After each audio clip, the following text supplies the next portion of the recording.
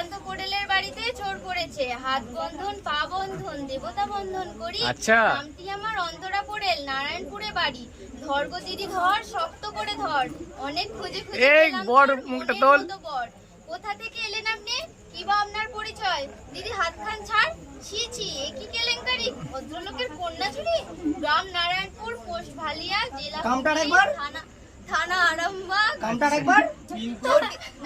Pin number কত? Pin number চোরকে কিছু শাস্তি দিন, আমাকে কিছু পুরস্কার দিন।